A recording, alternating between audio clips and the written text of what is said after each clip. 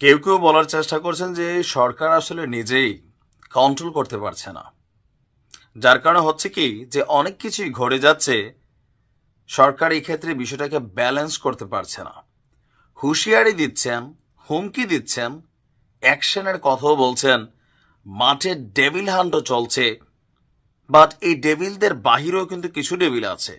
এই মুহূর্তে যত ডেভিল ধরা হচ্ছে সবগুলো আওয়ামী লীগের নেতা কর্মী, কিন্তু এর বাহিরেও মব করা কিছু ডেভিল আছে যারা বিভিন্ন জায়গায় বিভিন্ন ঘটনা ঘটাচ্ছে। আর এগুলোর দায়ভার ইতিমধ্যেই সরকারের কাঁধে এসে পড়েছে। বরাবর শান্ত থাকা ডক্টর ইউনূস এখন অশান্ত বক্তব্য দিচ্ছেন। বাট আমরা আশা করি ওনার এই বক্তব্যগুলোর পরে মিনিমাম লেভেলে এই মবের যে খেলা সারা বাংলাদেশে, যে আইনের তোয়াক্কা নাই, পুলিশ নাই মনে হয় দেশটাতে, আমার কথা পছন্দ হয়েছে না, বাড়ি ভেঙে ফেলো, তার দোকান লুটপাট করে ফেলো, তারে মাইরা ফেলো, তারে একটা ট্যাগ দিয়ে দাও, এই খেলাটা বন্ধ করতে হবে। এটা নিয়ে কিন্তু মোটামুটি একটা শক্ত বক্তব্য দিচ্ছেন ডক্টর ইউনূস। ইভেন আমরা দেখলাম যে গতকালকে এই সরকারের মাস্টারমাইন্ড হিসেবে খ্যাত মাহফুজও কিন্তু বলছেন, যদি চেতনাকে ধারণ করেন তাহলে মব বন্ধ করেন, আর যদি মব বন্ধ না করেন তাহলে মবকারীদেরকেও ডেভিল হিসেবে ট্রিট করা হবে। তার মাঝখানে গতকালকে আপনারা জানেন যে বইমেলাতে একটা স্টলে কিছু আলেমরা বা কওমি মাদ্রাসার ছেলেরা গিয়া এক ধরনের মব করছে সেখানে। কেন? তসলিমা নাসরিনের বই বিক্রি করে, এই একটা ইস্যুতে। এখন সেইটা নিয়ে কিন্তু দোকানটার মধ্যে ভাঙচুর করা হয়েছে। এখন আমি ব্যক্তিগতভাবে তসলিমা নাসরিনের পছন্দ করি না, কিন্তু তসলিমা নাসরিনের বই যিনি বিক্রি করছেন বাংলা একাডেমির অনুমোদন নিয়েই তো করতেছেন। তাহলে অনুমোদন কেন বাংলা একাডেমি দিল? আর বাংলা একাডেমি যদি অনুমোদন দিয়া থাকে তাহলে আপনার মন চাচ্ছেন একটা দোকানে যে ভাঙচুর করবেন, এটা তো ভাই গুন্ডামি, স্পষ্ট এটা গুন্ডামি। তো এই যে গুন্ডামি পান্ডামি চলছে, এই নিয়ে বইমেলায় যে হামলা হয়েছে সেই হামলার তীব্র নিন্দা জানিয়েছে ডক্টর ইউনূস এবং তার সরকার। একই সঙ্গে সরকারের একদম শীর্ষ পর্যায়ে একটা নির্দেশনা দেওয়া হয়েছে যে গতকালকের ঘটনায় কারা জড়িত। তো সবার তো ভিডিও ফুটেজ আছেই, আলগা তো জানার দরকার নাই। একটা তো জুতা ঝুলে হয়ে গেছে, আমার বাড়ি বামনবাড়িয়া, পুলিশ টুলিশ ভয় পাই না ভাই, এই করালাম সেই করালাম, এটি ফুটেজ আছে। আচ্ছা, তো সরকারের বক্তব্য হচ্ছে যে যাদের ফুটেজ আছে বা না আছে যাই হোক, দোষীদেরকে অতি দ্রুত আইনের আওতায় আনা।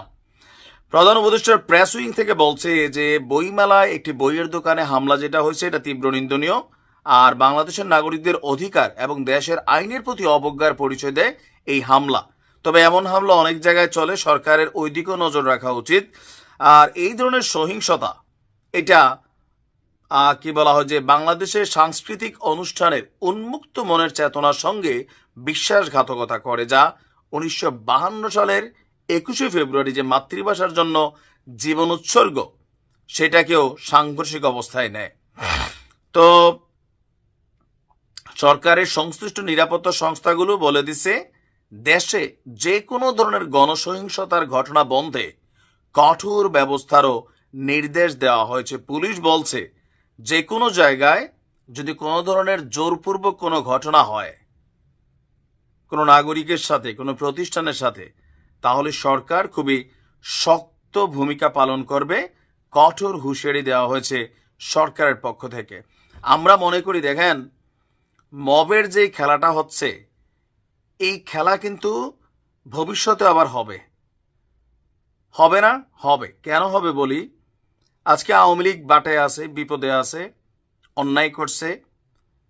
তো অন্যায়ের জন্য তো এদেশে আইন আছে, সরকার আছে, বিচার করবে সরকার আইনের মাধ্যমে। আপনার ভাল লাগছে বুলডোজার দিয়ে বাড়ি ভেঙে ফেললেন, অমুকের দোকান ভেঙে ফেললেন, এমন তো না যে দেশে আইন নাই।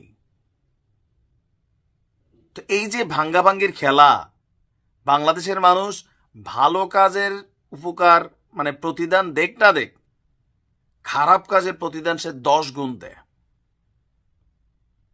যেটা নতুন চালু হবে এটা 10 গুণ বেশি আকারে ফিরে আসবে, এটা মাথায় রেখেন। কারণ বাংলাদেশের মানুষের চরিত্র আমাদের এইটা, কোনো কিছু একটা পাইলে এইটা মনে করলেন 10 গুণ বাড়ামো, এটাই নিয়ম।